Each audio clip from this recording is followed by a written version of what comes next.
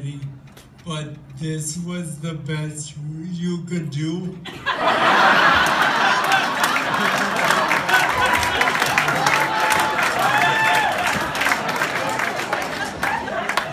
A little effort next time. Thank you to everyone on the planning committee and everybody here tonight. It has really made me think. I never knew ALS could be so lucrative.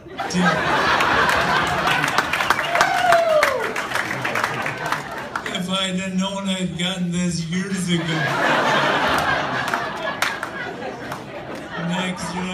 Next year I might branch out into Ebola.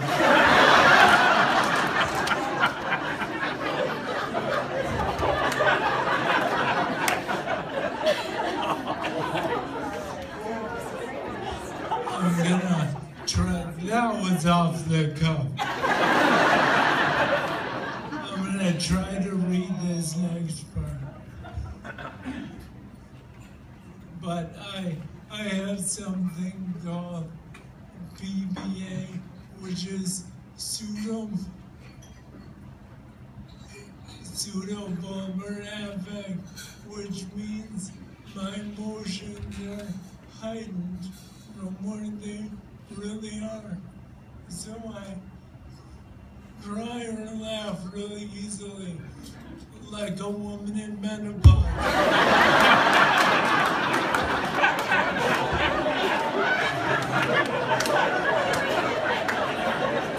You know what I'm talking about, ladies. So I'm gonna try to get through this.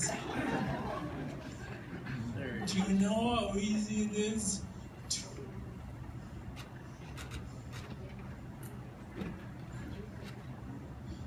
to complain?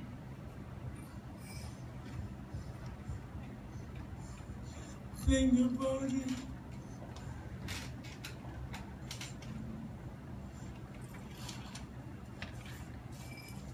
When you're driving, how many times have you uttered something negative because of?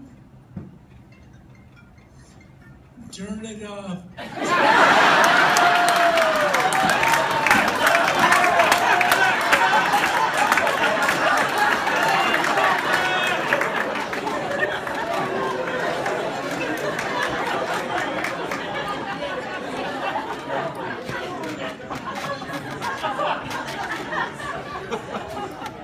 I haven't lost my mind yet.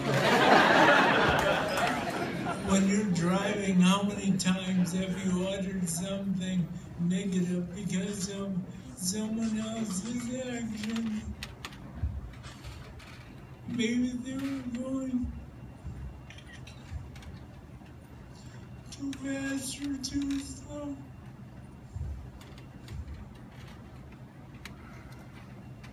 Now, how many times have you verbally recognized another driver's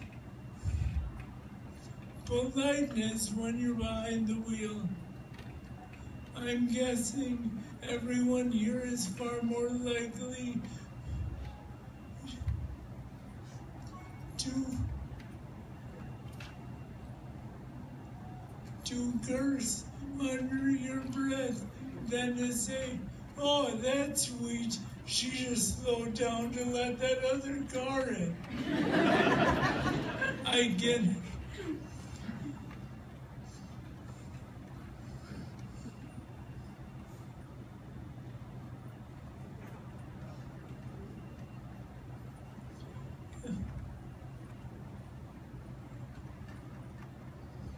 The last year has been tough for my family.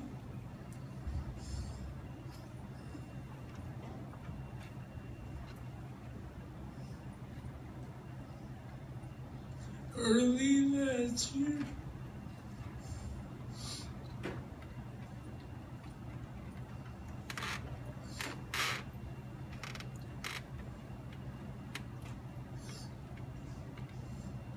my 2-year-old daughter, a fairly significant surgery.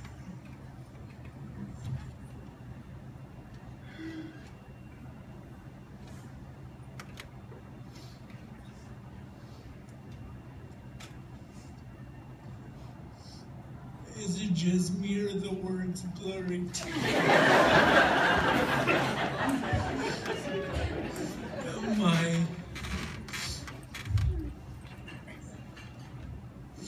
My health continued to decline throughout the year.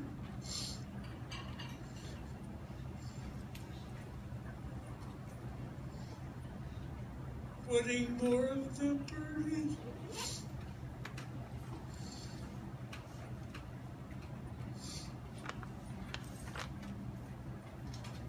on my wife. In early November, I was diagnosed with ALS.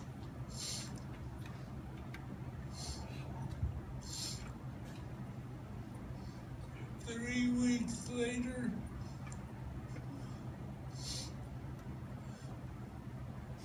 my wife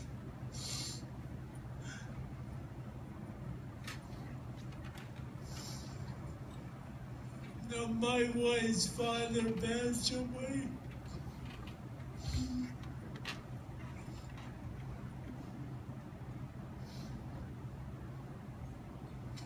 It became very easy to see how life was terrible.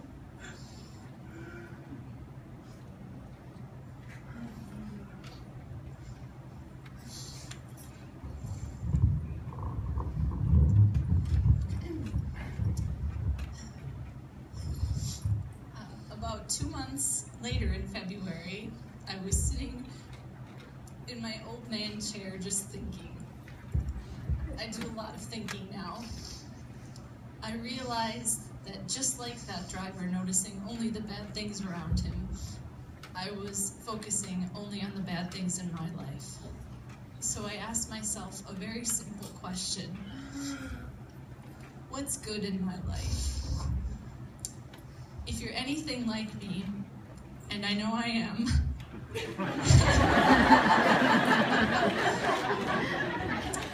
your first response is tangible stuff. As I sat there, I looked around and thought, well, we have a beautiful house, the cars we've always wanted, there's a great park across the street, but I thought those were pretty materialistic responses. So I asked again, what's good in my life?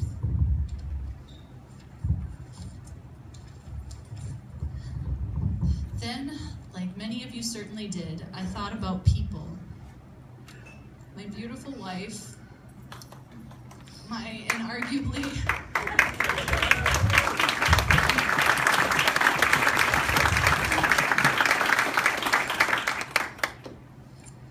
adorable children,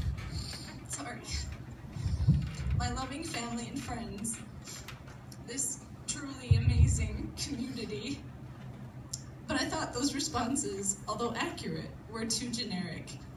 Everyone could give almost those exact same answers to the question. So having finally started to recognize the positive things around me, I pushed myself to be more specific. I asked the question once more, but with a different emphasis. What's good in my life? This made me focus on things that were unique to me, answers that only I could give. Only then did I realize that what makes life good are the moments.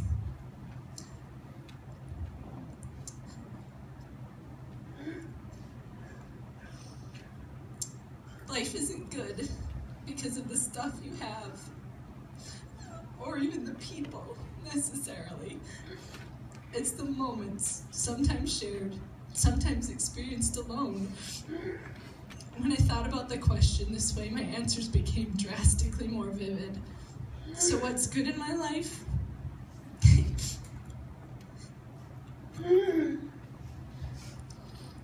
hearing my wife laugh, especially when I know she was genuinely tickled by something. Late afternoon naps on my chair with my 4-year-old son draped across me, telling my daughter fairy tales so often that she asks for additional characters. Just to mix things up. Like her request for Goldilocks and the 3 Bears and the reindeer and the ghost. As you leave here tonight, as you drive home, as you get ready for bed, I encourage you to focus on the positive things around you.